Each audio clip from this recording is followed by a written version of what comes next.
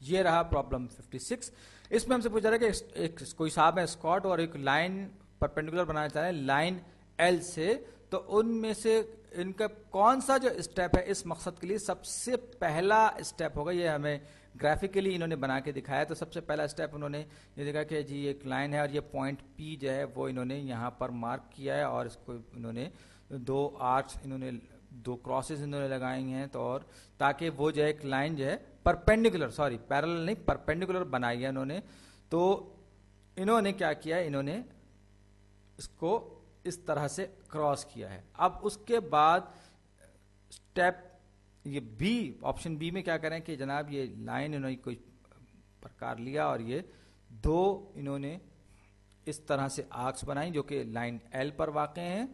और उसके बाद तो अगर ये उनको पता हो कि ये इक्वी डिस्टेंट है तो फिर जो है ये यहाँ से ये लाइन इसको इस पॉइंट के बराबर ये लेते हुए, ये मेरा ख्याल ये कि ये कुछ खास समझ में नहीं आ रहा। और ये जो है यहाँ पर कह रहे हैं कि जी ये लाइन एल पर इन्होंने पॉइंट सी से एक आर्क बनाई, लेकिन इसमें भी कोई बहुत ज़्यादा मालूमात मौजूद नहीं है। अब आइए ये पॉइंट पी इन्होंने सेंटर लिया और प्रकार को यानी कि इसको इतना खोला कंपास को और ये एक आर्क इन्होंने बनाया। और मेरा ख्याल है कि ये क्या करेंगे, ये पिवट पॉइंट, इसको पिवट पॉइंट और इसको पिवट पॉइंट लेंगे और इसकी जो जितना इन्होंने कंपास खोला है उसको चेंज किए बगैर दो मजीद आर्क के नीचे की तरफ बनाएंगे। तो वो जो आर्क्स जो हैं वो सर्किल पे यूं कहिए कि दूसरी तरफ जाकर कुछ ऐसा होगा कि ये ऐसे इस तरह से ये कुछ इस तरह से, अगर ये कुछ सर्किल लेंगे, कुछ इस तरह से ये सर्किल लेंगे, ये कुछ इस तरह से ये सर्किल लेंगे, तो ये जिस पॉइंट पर ये सर्किल्स एक दूसरे को इंटरसेक्ट कर रहे होंगे यहाँ कहीं पर, तो वो पॉइंट जो है वो P के अपोजिट भी होगा। और जब उस पॉइंट इसको पॉइंट P को और इस अपोजिट पॉइंट को मिलाएंगे तो ये एक परपेंडिकुलर लाइन ड्रॉ हो जाएगी लाइन L से। तो मेरा ख्याल है कि ये जो पॉइंट हमारा ऑप्शन डी है यही हमारे सवाल का जवाब है। अगर हम चाहें तो पॉइंट P को इन दोनों पॉइंट से मिला लें और भी हम ये कार्रवाई कर सकते हैं मुख्तलिफ तरीके से, तो एक आर्क डिफाइन कर सकते हैं। कहने का जो मतलब है वो ये है कि हम कुछ इस तरह से कार्रवाई करके ये पॉइंट P के अपोजिट एक पॉइंट ले सकते हैं जो कि हमारी हेल्प करेगा। कहने का मतलब ये है कि ये जो ऑप्शन डी है यही हमारे सवाल का सही जवाब होगा, क्योंकि हमें परपेंडिकुलर लाइन ड्रॉ करनी जो कि लाइन एल से परपेंडिकुलर। तो डी उसूली तौर पर पहला स्टेप होना चाहिए। अब हम आते हैं सवाल नंबर 57 पे। अब ये कह रहे हैं कि ये हमें कुछ स्टेप्स बताए जा रहे हैं कि इनकी मदद से आप बताइए कि कौन सी चीज, कौन सी शेप जो है वो बन रही है। अब सबसे पहले कह रहे हैं कि हमने इसको हमने कंपास को खोला, उसके बाद में पॉइंट इसकी पेंसिल की टिप जो है बी पे रखी, पहले ए पे रखी फिर बी पे रखी, फिर हमने ये सेमी सर्किल दोनों तरफ पहले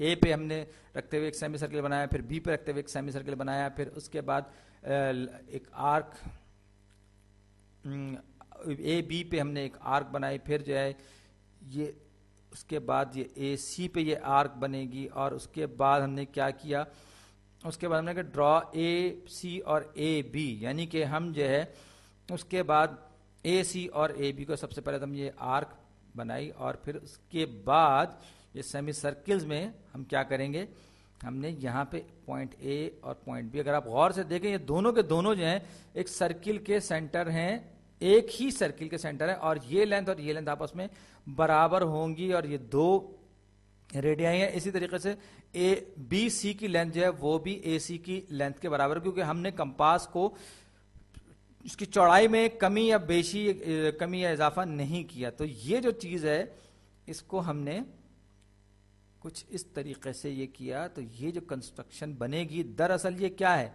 ये आप देख सकते हैं कि ये एक आर्क है, ए बी की लेंथ को हमने बेस मानते हुए इसको सब कुछ किया था। तो ये दरअसल एक इक्विलेटरल ट्रायंगल बनाई हमने। अब आप आइए, एक डायग्राम हमें ए बी सी दिखाई गई है, ये ए बी सी दिखा दी गई है। अब ये कह रहे हैं कि इनमें से कौन सी स्टेटमेंट जो है वो ये साबित करती है कि ABC एक राइट ट्राइंगल है या राइट एंगल ट्राइंगल। तो ये ABC बज़ाहिर आप देखें तो ऐसा लग रहा है कि पॉइंट B जो है इस पर 90 डिग्री का एंगल बना हुआ, क्योंकि A पर भी लाइन इंक्लाइंड है और C पर भी लाइन इंक्लाइंड है। लेकिन अगर लाइन AB और लाइन BC या लाइन की साइड लाइन सेगमेंट AB और लाइन सेगमेंट BC एक दूसरे के परपेंडिकुलर हो तो क्या होगा, जो AB की स्लोप है BC की स्लोप उसके मुकाबले में क्या होगी, अगर आपको याद हो स्लोप वाले प्रॉब्लम्स याद हो तो वो -1/m के बराबर होगी, बशर्ते कि ये एंगल 90 डिग्रीज का हो यानी कि राइट एंगल हो। तो -1/m हमारे पास। और अगर मैं इसी चीज को थोड़ा सा आगे ले जाऊं, जैसे कि ये साइड AB है और ये साइड BC है, इनको अगर हम एक दूसरे के परपेंडिकुलर साबित कर दे तो हम कह सकते हैं कि ट्राइंगल ABC एक राइट एंगल ट्राइंगल है या राइट डिग्री ट्राइंगल, इसमें एक एंगल 90 डिग्रीज का है। तो ये साबित करने के लिए मुझे और क्या होना चाहिए, एक तो ये कि स्लोप ऑफ लाइन AB, क्योंकि जो जिस तरह से सवाल में जबान इस्तेमाल की गई है मैं उसी अंदाज में उसी जुबान में जवाब देना चाहूंगा। तो स्लोप BC बराबर होगा -1/- स्लोप AB के, यानी कि लाइन AB की स्लोप के मुकाबले में लाइन BC की जो स्लोप है उनका आपस में ये रिलेशन होगा। तो अब अगर मैं दोनों साइड के क्रॉस मल्टीप्लाई कर दूं तो ये स्लोप AB और स्लोप BC को जब मैं आपस में जरब दूंगा तो मेरे पास जवाब क्या आना चाहिए, ऐसी सूरत में आना चाहिए -1। अब देखना यह कि ये -1 हमारे किसी जवाब में मौजूद है या नहीं। ये लीजिए ऑप्शन B हमारे सामने मौजूद है और यही हमारे सवाल का जवाब है। सवाल नंबर 59 प्रॉब्लम 59। अब हमारे पास एक फिगर है ABCO, ये कोई पैरेललोग्राम है और यानी कि ये अपोजिट साइड्स हैं एक दूसरे के पैरेलल हैं। और इस हमसे पूछ क्या रहे हैं, कह रहे हैं कि इसमें वो जो पॉइंट जो इंटरसेक्ट डायगोनल जहां पर एक दूसरे को इंटरसेक्ट कर रहे हैं उस पॉइंट के कोऑर्डिनेट्स क्या होने चाहिए। तो जैसा कि आपको मालूम होगा कि जब हम कोई भी पैरेललोग्राम लेते हैं तो पैरेललोग्राम में एक खास बात यह होती है कि उसके जो डायगोनल्स होते हैं वो एक दूसरे के बाइसेक्टर्स भी होते हैं, यानी कि O से इस पॉइंट तक का फासला और इस पॉइंट से लेकर पॉइंट B तक का फासला दोनों के दोनों आपस में बराबर होंगे। यानी कि ये सेंट्रल पॉइंट जो है, ये जो पिवट पॉइंट या कहेंगे डायगोनल के सेंट्रल पॉइंट जो है ये इसका बाइसेक्टर होगा। तो ये इसी तरीके से इसकी लेंथ और इस साइड की लेंथ भी आपस में बराबर होगी। तो अब हमें जो बीच वाला पॉइंट जैसे हमसे कहा गया है कि जो इंटरसेक्शन पॉइंट है इसके कोऑर्डिनेट्स क्या होंगे। तो कोऑर्डिनेट्स की सूरत में क्या होगा, ये क्योंकि इसका मिड पॉइंट है तो अगर हम ये कहें कि जी x कोऑर्डिनेट्स या y कोऑर्डिनेट्स ये हम कुछ भी ले लें तो ये सब इनका एवरेज के बराबर होगा। तो point O point of origin है, आपको पता है कि मिड पॉइंट जो होता है वो एवरेज होता है, तो ये हो जाएगा mid point A + C + 0 divided by 2, क्योंकि ओरिजिन तो 0 0 होता है। तो A + C + 0 डिवाइडेड बाय 2, ये इसका x कोऑर्डिनेट हो जाएगा और y कोऑर्डिनेट क्या हो जाएगा B + 0, क्योंकि हम एवरेज लेने की बात करें तो ये जाएगा B + 0 डिवाइडेड बाय 2, 0 क्योंकि पॉइंट ऑफ ओरिजिन। एक बार फिर उम्मीद है आपको याद आता जा रहा होगा। तो अब सेंट्रल पॉइंट या मिड पॉइंट जो ये हो जाएगा A + C by 2, B/2, इसके कोऑर्डिनेट्स ये होंगे। अगर आप गौर से देखें तो ये जो है ये A + C/2 के बराबर होगा और ये जो है अगर मैं परपेंडिकुलर ड्रॉ करूं यहाँ पे तो ये पॉइंट C को ये यहाँ पे ये टच करेगा, तो ये जो है ये इससे 2 एक्स्ट्रा आ जाएगा, तो ये B/2 के बराबर होगा। इसको मैं हाफ में कहेंगे तकसीम करें, तो ये जो है ये मिड पॉइंट है। अब देखते हैं कि हमारे पास जवाब मौजूद है या नहीं है। ओह, ऑप्शन C में हमारा जवाब मौजूद तो है, लेकिन शायद टाइपोग्राफिकल एरर की वजह से ये B/2 की जगह ये B लिखना भूल गया, अगर मैं लिख देता हूं। बाकी ये ऊपर वाला ये नीचे वाला है, यानी A, B और D ये किसी भी तरह से हमारे जो शर्त है जो कंडीशंस हैं उन पे पूरे नहीं होता थे। वाहिद ऑप्शन C ही हमारे सवाल का जवाब है। अब मैंने कोशिश की कि थोड़ा सा अगले सवाल प्रॉब्लम 60 को मैं सुकेड़ दूं ताकि जगह ये घिर, लेकिन कुछ हिस्सा इसका बाहर चला गया। अखबार वो कह रहे हैं कि एक किस तरह की ट्राइंगल बनेगी इन 3 पॉइंट्स को आपस में मिलाने से, यानी राइट एंगल बनेगी, इक्विलैटरल बनेगी, आइसोसेलेस बनेगी, किस तरह की बनेगी। तो मैं एक काम ये करता हूं कि मैं ग्राफ पर सबसे पहले इनको प्लॉट कर लेता हूं, इन पॉइंट्स को, और फिर आपस में मिला के देखता हूं कि किस तरह की ट्रायंगल बनेगी। तो इसमें कुछ चीजें नेगेटिव में भी हैं, लिहाजा मैं कुछ नेगेटिव क्वाड्रेंट में भी जाऊंगा। ये एक्स एक्सिस और ये वाई एक्सिस तो पहले बना दिया मैंने। अब मैं ए है मेरा 4 2, तो ए 4 1 2 3 4, ये इसका एक्स 1 2, ये पॉइंट ए हो गया मेरे पास, ये पॉइंट ए। उसके बाद बी जो है 6 -1, तो ये 1 2, ये इसका एक्स कोऑर्डिनेट, और -1 का मतलब एक नीचे की तरफ। तो ये जो पॉइंट होगा, ये अगर से स्क्रीन से बाहर जा रहा है लेकिन फिर भी आपको आइडिया होगा कि ये पॉइंट बी है। उसके बाद मैं बात करूंगा पॉइंट सी की। सी जो है वो -1 और 3 है, तो ये -1 एक्स पे ये हो गया और ये 3 ये हो गया, यानी कि सी जो है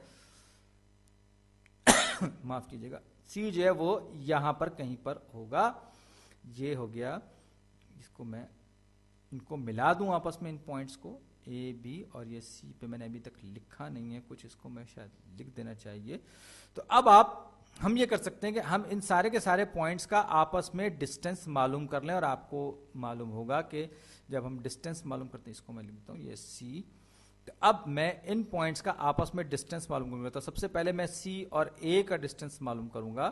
तो ये हो जाएगा डिस्टेंस, आपको पता है कि डिस्टेंस को हम हमेशा स्क्वायर्ड की फॉर्म में लेते हैं। डिस्टेंस स्क्वायर्ड इन दोनों का वो क्या होगा, 4 -1, यानी कि ये 4 + 1, 4 जगह 5 स्क्वायर्ड प्लस उसके बाद हो जाएगा 2 -3, यानी कि 2 -3 का मतलब क्या हो जाएगा, -1, और -1 का स्क्वायर 1 के बराबर होगा, क्योंकि हमें सिर्फ पॉजिटिव वैल्यूज चाहिए होती हैं। ये स्क्वायर हम करेंगे तो ऑटोमेटिकली जो है वो नेगेटिव भी पॉजिटिव में कन्वर्ट हो जाएगा। तो डी स्क्वायर मेरे पास हो जाएगा 25 + 1 26, तो ये हो जाएगा √26 के बराबर। उसके बाद ए और बी का डिस्टेंस कितना होगा, ए और बी का आपस में डिस्टेंस कितना होगा, ये हो जाएगा d² = a और b। तो 4 -6 -2 को मैं स्क्वायर करूंगा तो ये हो जाएगा 2², क्योंकि मुझे प्लस की वजह से गलत है, तो ये 2 -1 यानी कि 3, ये हो जाएगा 9, तो ये जगह 2 दूनी 4 और 9 9 और 4 13, यानी कि 4 + 9, यहां पर जगह √13। अब ए और बी, तो अब ये है कि ये साइड क्योंकि इन दोनों से बड़ी ही होगी, तो लाजमी सी बात है कि ये आइसोसेलेस ट्रायंगल तो नहीं है, ये एक स्केलीन ट्रायंगल है, यानी इसके साइड्स आपस में